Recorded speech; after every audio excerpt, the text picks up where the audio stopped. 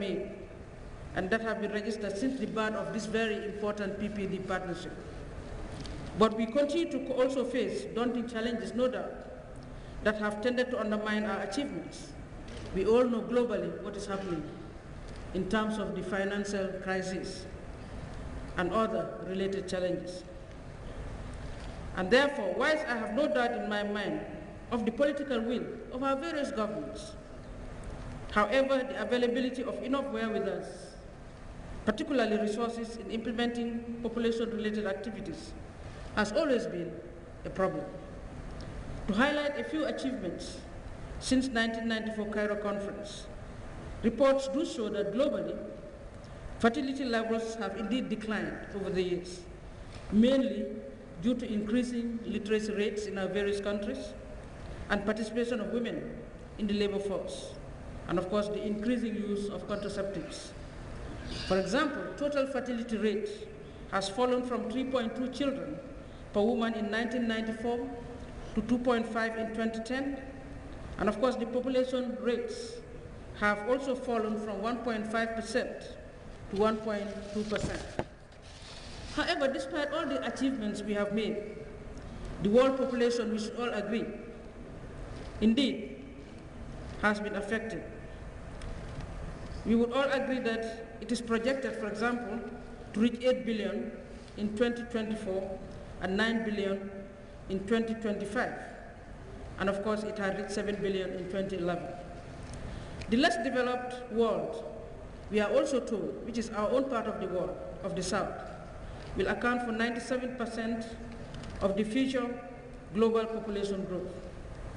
Mr. Chairman, therefore, having adopted the Cairo 1994 Program of Action and indeed the 1995 Beijing Platform for Action and its 12 critical areas of concern, the Gambia revised its policies in conformity, of course, and accordingly to incorporate population and gender issues, which we all agree continue to be recognized as important prerequisites for sustainable development for all. The government of the Gambia, therefore, continues to invest in human, material, as well as financial resources in addressing population and development issues and concerns, which we will all agree have yielded positive results, no doubt.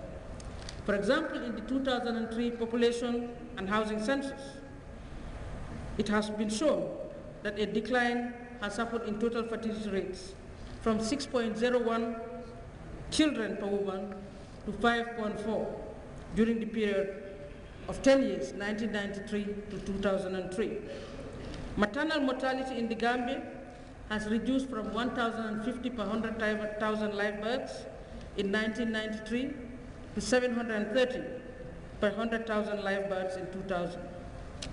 The infant mortality rate has also reduced from 78 per 1,000 live births in 1990 to 66 per 1,000 live births in 2000. And it is estimated, of course, to have further reduced by 57 per 1,000 live births in 2010.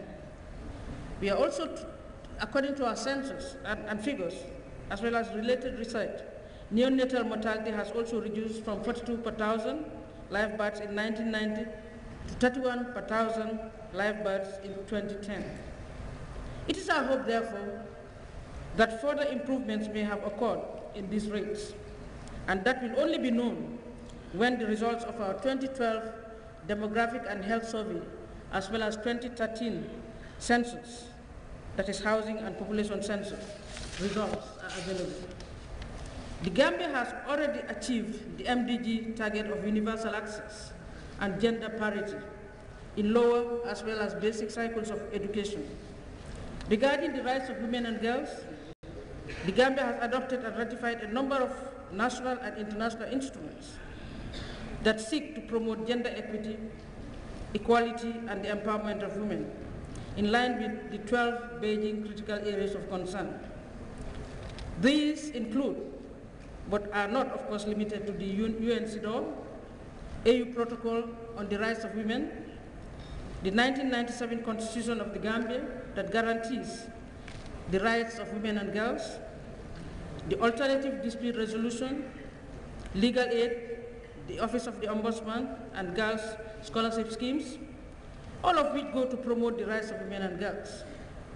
However, other demographic indicators, example HIV/AIDS infection among particularly the younger population, teenage pregnancy, and maternal deaths are believed to have declined over the years as well.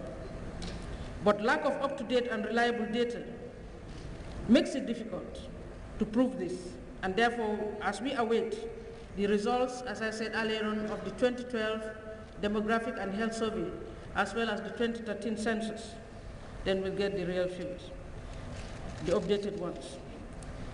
The government of the Gambia strongly believes in the principles of universal access to reproductive health and services, of course including HIV/AIDS, and believes that women have a right to decide freely when to have children and should also be given the means to do so through information, education, and communication.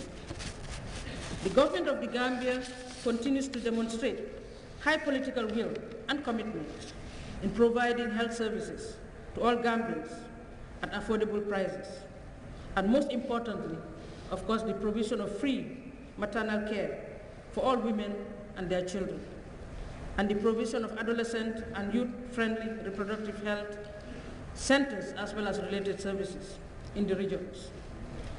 Mr. Chairman, while counting success made in implementing our various development programs, we also as a nation continue to face a number of challenges, which includes, of course, socio-cultural beliefs and related practices, resource inadequacies, and of course the youthfulness of our population. Over 45%, for example, of the Gambian population is below the age of 15 years, and 22% aged between 15 and 24 years. This youthful structure, no doubt, means a high potential, particularly for rapid population growth in the future, as well as a high dependency burden, no doubt, which continues to pose great challenges to sustaining development as it relates to health, education, as well as employment creation, among others. In addition, growth in the job market in the Gambia, as in other partner countries, is not keeping pace with the high turnout of school leavers, and as a result, there is a high unemployment rate among the youth. Nonetheless, the government continues to create the enabling environment, of course with related opportunities for all Gambians to be involved, for example, in the productive sectors of agriculture, as well as the informal sector, among others. As part of its mechanization drive, government has provided over the years related machinery